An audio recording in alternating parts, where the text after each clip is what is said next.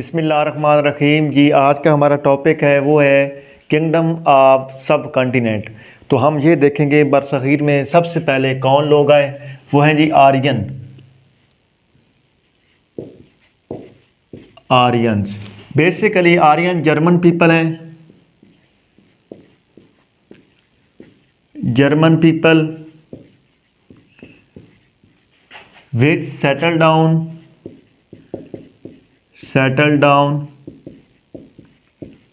इन Central Asia,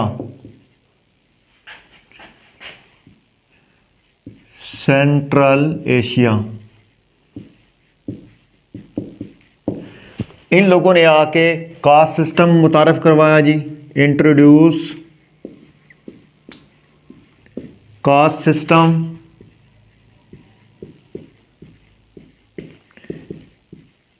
cast पहला जी है ब्राह्मण, जो सबसे अफजल हैं। और दूसरे पे अगर हम देखें तो हैं खश्तरी, और तीसरे नंबर पे देखें तो वैश्य, और चौथे पे हैं शूद्र। तो जो लाट था, जो लाट के हेड से पैदा हुए हैं, उनको इन्होंने कहा है ब्राह्मण। और इसके बाद जो खश्तरी हैं वो चेस्ट से पैदा हुए हैं, और ये थाई से। इसी तरह शूद्र जो हैं वो फीट से। तो इन लोगों ने, जो यहाँ के लोग थे, उन लोगों को इन लोगों ने 4 किस्मों में डिवाइड कर दिया। 4 कास्ट, वो कौन कौन सी हैं? ब्राह्मण, क्षत्रिय, वैश्य एंड शूद्र। क्योंकि ये जब यहाँ पे आए थे, इन लोगों ने घोड़े को कंट्रोल करना सीख लिया था, और जो यहाँ के लोग थे उनको कुछ पता नहीं था, जिसकी वजह से इन लोगों ने उनके ऊपर बर्तरी हासिल कर ली। अगर हम देखें तो इनका मज़हब जो था, रिलीजन, वो था जी हिंदुइज़्म।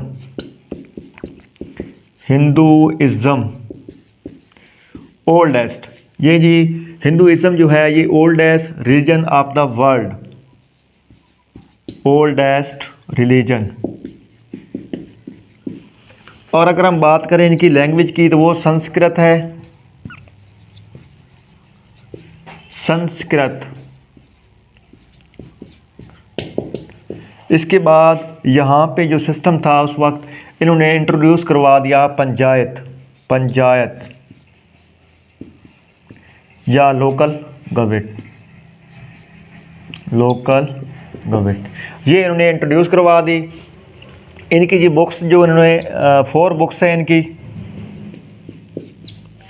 एक है ऋग्वेद, इसके बाद दूसरी है सामवेद, और तीसरी जो है वो है यजुर्वेद। इसके बाद 4 नंबर पे देखें तो वो है Atharvaveda.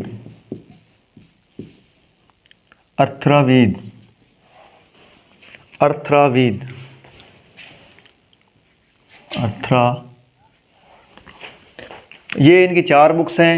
German people which settle down in Central Asia, ये जर्मन लोग थे। इंट्रोड्यूस कास्ट सिस्टम, ब्राह्मण, क्षत्रिय, वैश्य एंड शूद्र। और इनका जो मज़हब था वो हिंदुइज़्म था, और जो लैंग्वेज थी वो संस्कृत है।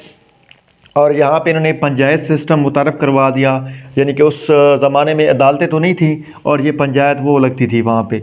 और इनकी जो 4 बुक्स हैं वो है ऋग्वेद, सामवेद, यजुर्वेद एंड अथर्ववेद। और ये तकरीबन 1500 BC की बात है। इसके बाद हम बुद्धिज़्म को देख लेते हैं जी। बुद्धिज़्म बेसिकली बुद्धिज़्म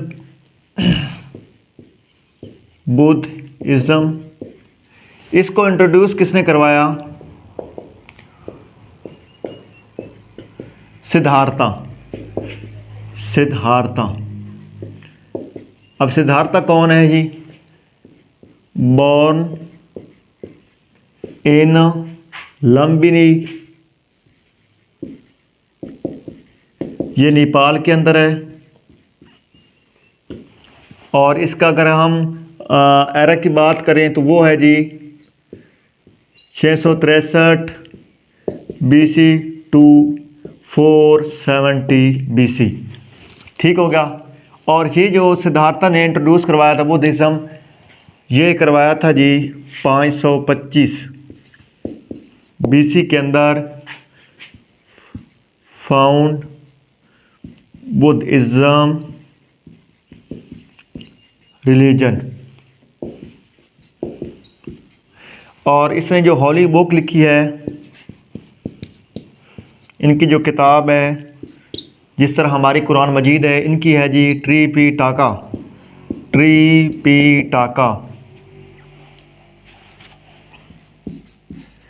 इसी तरह इसके ऊपर हरमन हेसी ने भी बुक लिखी है। अशोका के ऊपर हरमन हेसी ने बुक लिखी है। अगर हम इसकी बात करें तो जी बुद्धिज़्म जो था रिलीजन, इसको इंट्रोड्यूस करवाया सिद्धार्था। और ये कब की बात है? अगर हम इसके बाद बात करें तो महावीरा। महावीरा इसने इंट्रोड्यूस करवा दिया है जैनिज़्म। Introduce Jainism. ये है जी 600 BC की बात है। और इनकी हॉली बुक जो है, जो इसने लिखी थी, उसका नाम है अवस्था। अवस्था। अवस्था है, हॉली बुक है। इसके बाद इनका जो बिलीव है वो है जी री इनकारनेशन। री इनकारनेशन यानी रीबर्थ, पूर्णम जन्म, इस तरह का इनका कंसेप्ट है। अगर हम बात करें इनकी वर्शिप जो प्लेस है बुद्धिज़्म की, वर्शिप प्लेस उसको कहते हैं स्तूपा। और अगर हम बात करें अंगोर वाट टेम्पल, कहाँ पे है जी? टेम्पल। ये बुद्धिज़्म का है और ये कहाँ पे है? कंबोडिया के अंदर है। ठीक हो गया जी। और अगर हम महावीरा की बात करें, ये बॉर्न, पैदा कहाँ पे हुआ है महावीरा? मैं यहाँ पे लिख देता हूँ, बिहार। Born in Bihar. ये इंडिया के अंदर है जी। महावीरा ने इंट्रोड्यूस करवा दिया है जैनिज़्म को। इनकी भी बुक है, उसका नाम है अवस्था। और इनका जो बिलीव है वो है री इनकारनेशन यानी रीबर्थ। ये पैदा कहाँ हुआ है? बिहार के अंदर। और अगर हम सिद्धार्था की बात करें तो ये लुम्बिनी नेपाल के अंदर पैदा हुआ है। सिद्धार्था को हम शाक्यमुनि भी कहते हैं। शाक्यमुनि भी इसको लोग कहते हैं, ये उसका नाम है। और गौतम बुद्ध भी इसी का नाम था, गौतम बुद्ध, बुद्धा या बुद्ध। गौतम बुद्धा, शाक्यमुनि, सिद्धार्था, ये इसी के ही नाम है। इसके बाद हम आगे चलते हैं जी। इसके बाद आते हैं मौर्यन एम्पायर। मौर्यन एम्पायर।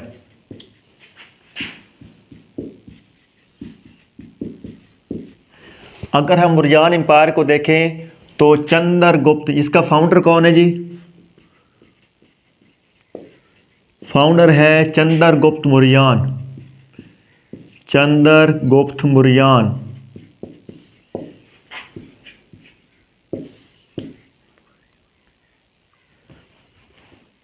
मौर्यन।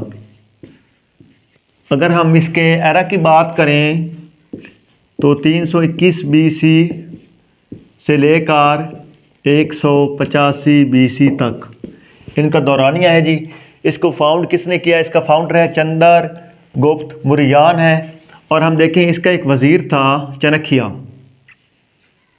अगर हम वज़ीर की बात करें तो वह है चाणक्य, जिसका नाम था चाणक्य। जिसने एक बुक लिखी है, ये चंद्रगुप्त मौर्यन फाउंडर है, इसका एक वज़ीर है जिसका नाम था चाणक्य। इसने एक बुक लिखी है ऑन स्टेट क्राफ्ट, उसका नाम क्या है जी? अर्थशास्त्र, अर्थशास्त्र, ये इस बुक का नाम है। और ये रियासत के अंदर जो कानून होते हैं उसके ऊपर इसने किताब लिखी थी चाणक्य ने। अच्छा, अब इसका जो सेकंड रूलर है मौर्यन एम्पायर का, सेकंड रूलर, उसका नाम था बिंदुसारा, बिंदुसारा। इसका जी आगे जो बेटा है वो था अशोका दी ग्रेट, उसका नाम था अशोका, और उसको दी ग्रेट के नाम से जाना जाता है, अशोका दी ग्रेट। कहते हैं कि अशोका ने अपने 99 भाइयों को कत्ल कर दिया था हुकूमत करने के लिए। अगर हम फास्ट इसका रूलर देखें तो वो था जी चंद्रगुप्त मौर्यन, ये इसका फाउंडर है। इसका वजीर था चाणक्य, जिसने किताब लिखी है ऑन स्टेट क्राफ्ट, अर्थशास्त्र, ये किताब का नाम है। और इसका सेकंड जो रूलर है वो है बिंदुसारा, इसका बेटा है अशोका दी ग्रेट। और इसके दौर में जो मौर्यन एम्पायर थी वो अपने मैक्सिमम एक्सटेंट पे गई हुई थी। In this era Mauryan empire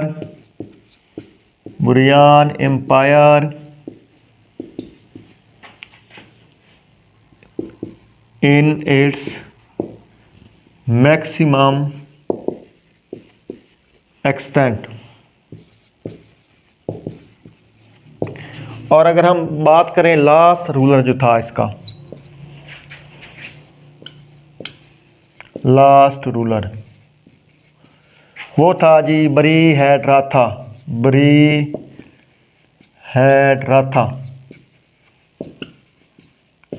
अच्छा, ये जो था अशोका दी ग्रेट और ये जो था वज़ीर चाणक्य, इन्होंने स्टडी कहाँ से की है? मैं अगर स्टडी की बात करूँ तो स्टडीड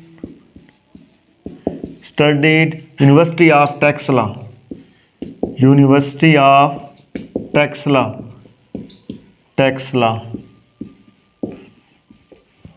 ये यूनिवर्सिटी ऑफ टेक्सला के अंदर इसने स्टडी की है। और ये है जी ओल्डेस्ट यूनिवर्सिटी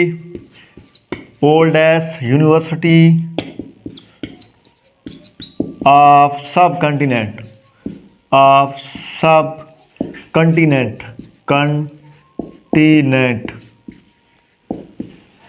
अगर हम बात करें जी किंगडम ऑफ सब कंटिनेंट मौर्यन एम्पायर, जिसका दौरानिया 321 बीसी से लेकर 185 बीसी तक, इसका फाउंडर है चंद्रगुप्त मौर्यन और इसका वजीर था चाणक्य, जिसने एक किताब लिखी है ऑन स्टेट क्राफ्ट, किताब का नाम है अर्थशास्त्र। और सेकंड रूलर की बात करें तो ये बिंदुसारा है, इसका एक बेटा था अशोका दी ग्रेट। जब अशोका दी ग्रेट हुक्मरान बनता है तो इसके दौर के अंदर मौर्यन एम्पायर जो थी वो अपने अरूज पर गई थी। और इसका अगर लास्ट हुक्मरान देखें तो बृहद्रथ है। और अगर हम इसके पैरेलल देखें तो अकमनीड एम्पायर थी जी। अकमनीड एम्पायर कहाँ पे थी? उसका ईरान का मेन एरिया जो था वो ईरान का रीजन था। और कहते हैं कि हज़रत ज़ुल्करनैन अलैहिस्सलाम ये वही हैं साइरस दी ग्रेट। अगर मेन जो रूलर था अकमनीड एम्पायर का वो था साइरस दी ग्रेट, जिसको कहते हैं ये हज़रत ज़ुल्करनैन अलैहिस्सलाम थे। तो अगर वो हम बात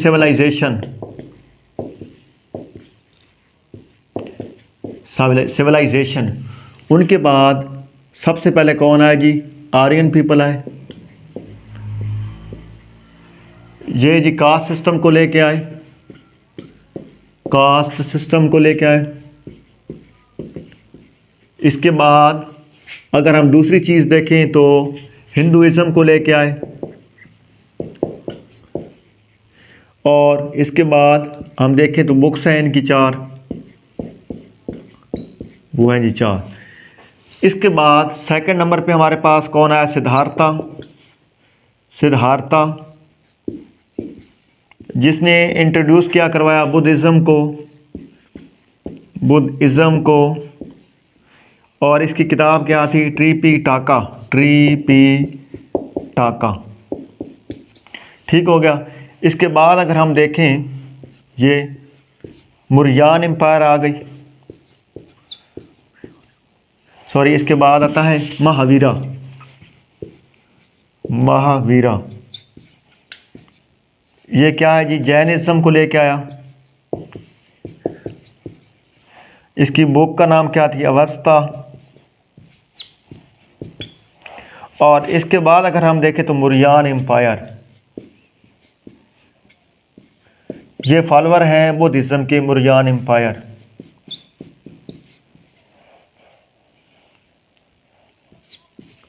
follower of Buddhism.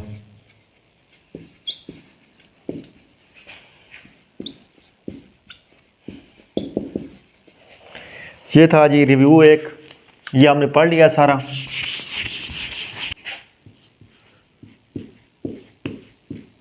Indo Greek kingdom, ये था जी 185 BC से लेकर तकरीबन 10 AD तक। और इसके अगर हम पैरेलल बात करें तो एक है जी ग्रीक बैक्टेरियन एम्पायर। ग्रीक वो अफ़गानिस्तान के अंदर है। ये है इंडो ग्रीक किंगडम, और वो थी ग्रेको बैक्टेरियन। मैं इधर लिख देता हूँ जी, ग्रीस बैक्टेरियन एम्पायर।